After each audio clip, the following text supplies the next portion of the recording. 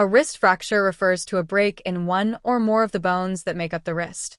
The wrist joint includes 8 small carpal bones and 2 long forearm bones, the radius and ulna, that connect to the hand. The distal radius fracture, a break near the wrist end of the radius, is the most common type of wrist fracture. Causes. Wrist fractures usually occur due to 1. Falls. Using an outstretched hand to break a fall is the most common cause. 2. Sports injuries. High-impact activities or contact sports increase the risk. 3. Car accidents. High-force trauma can break wrist bones. 4. Osteoporosis. Weak bones make fractures more likely, especially in older adults. Types of wrist fractures. 1. Distal radius fracture. Cole's fracture. The broken piece of the radius tilts upward. Smith's fracture. The broken piece of the radius tilts downward. 2. Scaphoid fracture. A break in the scaphoid bone, one of the carpal bones near the base of the thumb.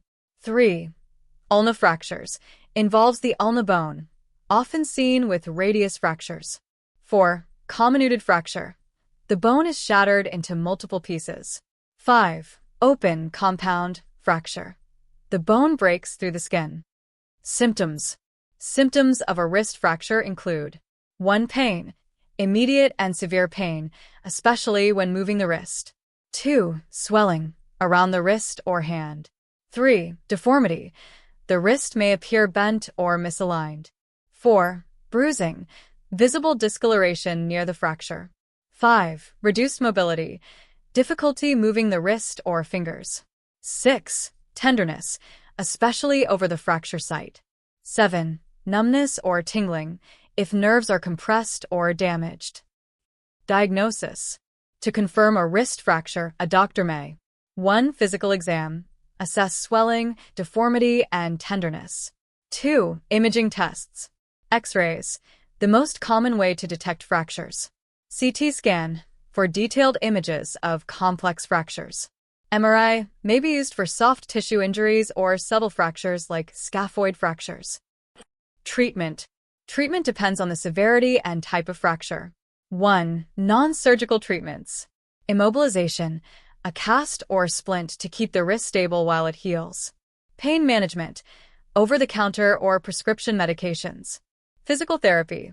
After immobilization, exercises help restore strength and mobility. 2. Surgical treatments. Reduction, realigning the bones if they are displaced. Internal fixation, plates, screws, or pins are used to stabilize the fracture. External fixation, a frame outside the body, is used for severe fractures. Complications. Without proper treatment, wrist fractures can lead to 1. Stiffness or loss of motion, reduced range of motion in the wrist. 2. Chronic pain, persistent discomfort. 3. Nerve or blood vessel damage, particularly in severe or untreated fractures. 4. Arthritis, a fracture that affects the joint can increase the risk of arthritis. 5. Non-union or malunion, the bone heals incorrectly or doesn't heal at all. Recovery. Healing typically takes 6 to 8 weeks for most wrist fractures, but varies depending on age, overall health, and the type of fracture. Physical therapy or rehabilitation exercises may be required to regain strength and flexibility. Full recovery, including the return of normal function, can take several months.